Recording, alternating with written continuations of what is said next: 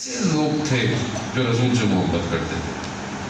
شخص بیان ہوتا ہے کہ جب بھی رسول کی خدمت میں دیکھتا تھا رسول بیٹھے ہوئے ہیں، صرف رسول کو دیکھنے آتا تھا، صرف رسول کو دیکھتا تھا چلا جاتا. رسول بھی جانتے تھے کہ یہ جو آیا ہے مجھے دیکھنے، اس لیے لوگوں میں بیٹھے ہوتے تھے تھوڑے سے بلند ہو جاتے تھے، دیکھ لے. لیکن جب بھی پہنچتا تھا کوئی نہ کوئی بیٹھا ہوتا تھا. بہت اس کی کوشش تھی کہ کبھی یہ پہنچے کوئی اور نہ ہو. اسے کہتے ہیں عشق، اسے کہتے ہیں عاشق رسول، جو دیدار کے لیے تڑپتا ہو، جو زیارت کے لیے تڑپتا ہو. کہا ایک دن صبح صبح پہنچا مسجد نبوی کی طرف تو دیکھا ایک ہی نشان ہے، تو سمجھ گیا آج تو میں سب سے پہلے پہنچوں گا. آج کوئی نہیں ہے، صرف میں ہوں مسجد نبوی میں. لیکن جا کر دیکھا تو کیا دیکھا، ایک پروانہ پہلے سے بیٹھا ہوا ہے. کون ہے؟ سلمان فارسی. حضرت سلمان فارسی رضی اللہ تعالیٰ عنہ بیٹھے ہوئے ہیں. اب یہ عجیب غصے میں آ گیا کہ میں آج تو اتنی جلدی آیا، اور کہا قدموں کے بھی نشان نہیں. کہا سلمان، زمین پھٹی، آسمان پھٹا، کہاں سے آئے ہو؟ کہا رسول کے پیچھے پیچھے. کہا رسول کے پیچھے تو قدموں کے تو نشان ہوتے. کہا میں نے قدم وہیں رکھے جہاں رسول کے قدم تھے. سلمانو منا اہل بیت. ایسے تھوڑی سلمان بن گئے، ایسے تھوڑی ایمان کے ان درجوں پہ پہنچ گئے. ایسے تھوڑی سلمان بوزر بننا اگر آسان ہوتا تو پتہ نہیں کتنے ہوتے. سلمان بننا آسان نہیں. بڑا سفر کیا ہے حضرت سلمان نے، کئی دور سے سفر کرتے کرتے مدینہ پہنچے تھے. وہ عشق تھا، وہ محبت تھی. ہم نے اصحاب کی زندگی کا مطالعہ کریں، دیکھیں صحابی کسے کہتے ہیں، تاکہ یہ دھوکہ نہ ہو کہ عظمت صحابہ کیا ہے.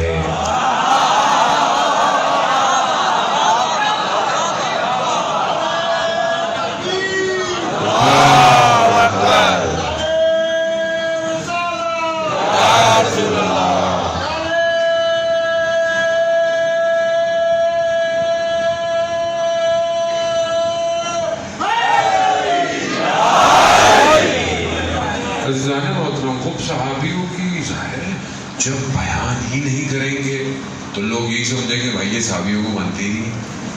بھائی صحابیوں کو بیان کریں، عمار یاسر بیان کریں، میثم تمار بیان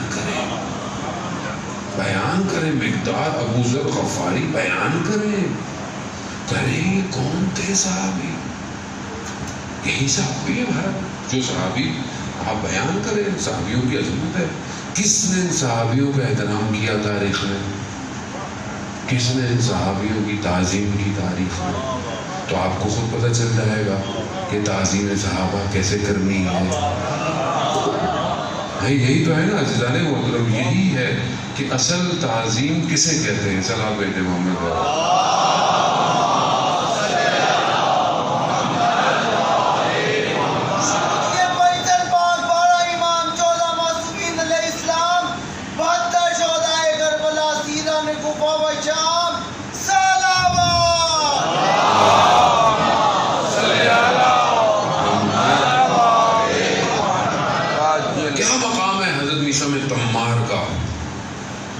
خود مولا اس آخری وقت میں کہتے ہیں میثم میں وقت دیکھ رہا ہوں جب تمہارے نیزے کھوپے جائیں گے، تمہاری زبان قلم کی جائے گی، دار پہ لٹکایا جائے گا.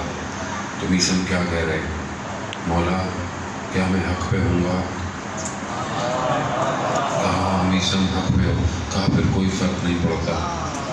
پھر اسی درخت کو خود پانی دیتے رہے، اسی درختوں کو خود پانی دیتے رہے. ابن عباس سے کہا کہ تم کیا علی کی مدح بیان کرتے ہو، تم کیوں اتنی علی کی تعریف کرتے ہو؟ تو کیا کہا؟ کیا میں قرآن کی تلاوت چھوڑ دوں؟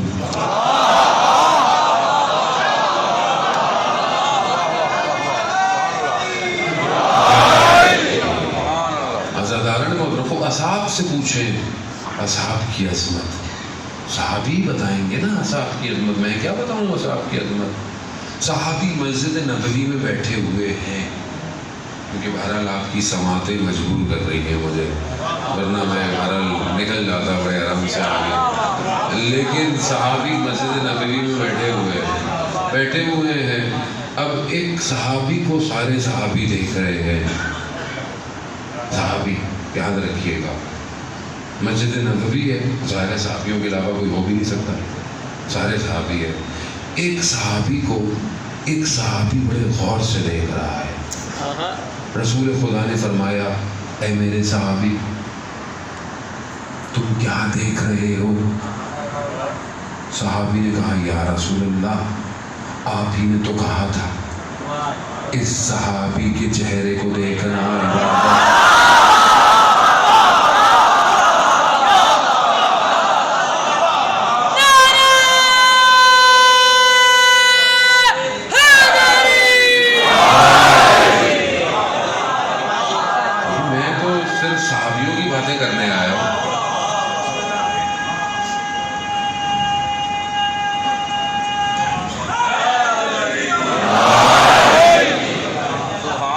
صحابی تو ہے، اور ہے کون وہاں پہ مجھے بتائیں گا؟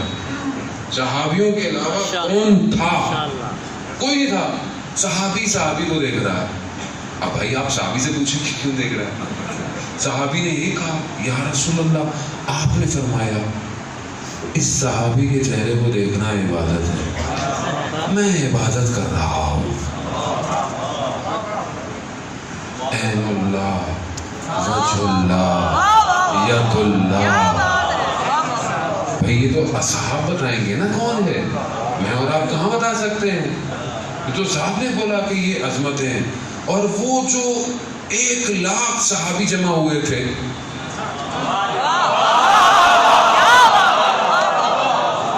بھئی 1,00,000 صحابی انکار کر نہیں سکتے، کیونکہ آپ کی ڈیفینیشن کے مطابق جس نے رسول کو دیکھا وہ صحابی ہے۔ اب سب نے دیکھا، 1,00,000 صحابی، ساری کتابیں جمع کر، سب کتابوں میں موجود ہے، یہ متواتر ہے یہ حدیث کہ 1,00,000 صحابی جمع ہے۔ رسول نے جو ہے وہ جو آگے رہ گئے تھے ان کو پیچھے بلایا، جو پیچھے رہ گئے تھے ان کو آگے بلایا۔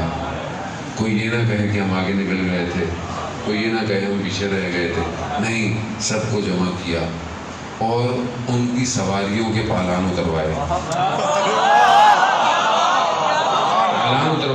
کہا ایسا ممبر بنے گا کہ اس سے پہلے نہ کبھی بنا تھا نہ کبھی بنے گا، اور یاد بھی رہے گا، کیوں؟ کوئی جا ہی نہیں سکتا، کوئی جا ہی نہیں سکتا۔ اب بن گیا خطبہ، ایک پارے کے برابر ہے خطبہ۔ ہم تو ایک لائن ہی یاد ہے، ہم شیعوں کو بھی ویسے ایک ہی لائن یاد ہے، دوسروں کا کیا قصور ہے، ہمیں ایک لائن یاد ہے۔ رسول نے ایک پارے کے مطابق خطبہ غدیریہ، ماشاءاللہ میں نے دیکھا بعض جگہوں پہ غدیر والے دن اس خطبے کا مطالعہ کیا جاتا ہے، ترجمہ پڑھیں، غدیر اتنا تو حق بنتا ہے غدیری ہونے کا، غدیری ہونے کا حق، کم از کم غدیر کا خطبہ تو پڑھو۔ ہم بھی بس ٹھیک ہے ایک لائن میں ہم بھی گزارا کر رہے ہیں، وہ بھی گزارا کر رہے ہیں۔ عزیزان محترم سمجھیں، جب تک سمجھیں گے نہیں کیسے غدیری ہوں گے؟ مسئلہ ہی سارا غدیر سے ہے۔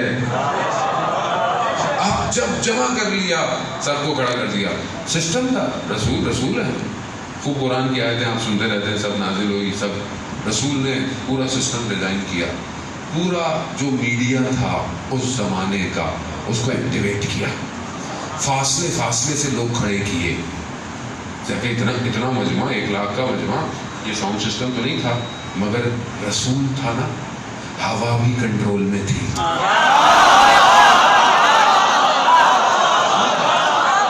بھائی جب حضرت سلیمان کے قبضے میں ہوا ہو سکتی ہے تو یہ تو ان سب کا سردار ہے،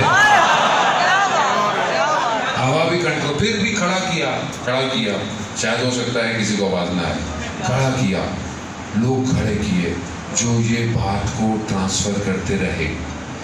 اونچائی اتنی تھی کہ اگر کسی کو آواز نہیں آ رہی تو وہ صرف ویژولز دیکھ لے۔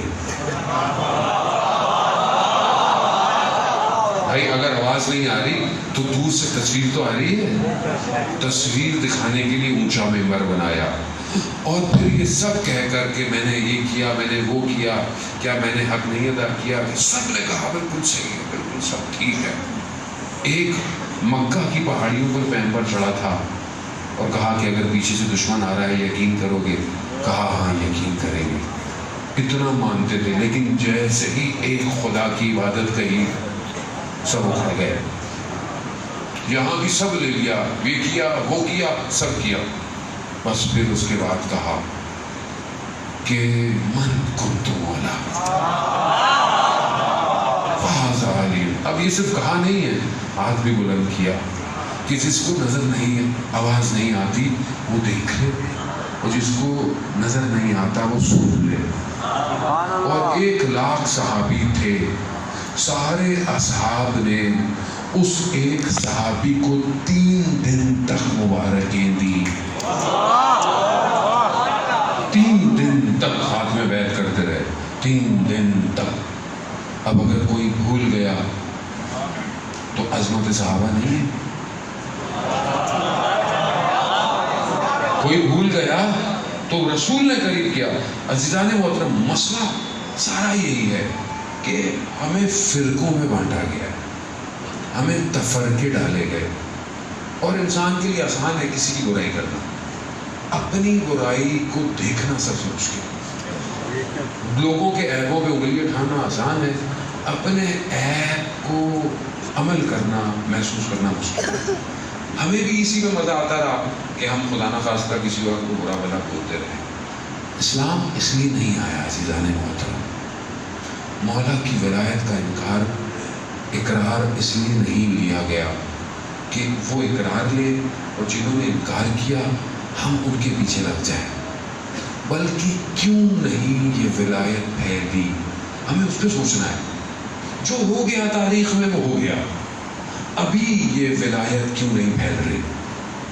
یہ ہماری ذمہ داری ہے، اور وہ جو پردے کے پیچھے ہے وہ اسی کا فرزند ہے۔ اب اس کی ولایت کے لیے ہم کیا کر رہے ہیں؟ اس کی ولایت کے لیے ہم کیا کر رہے ہیں؟ اور وہ جو آئے گا اس کے لیے رکاوٹ کیا ہے؟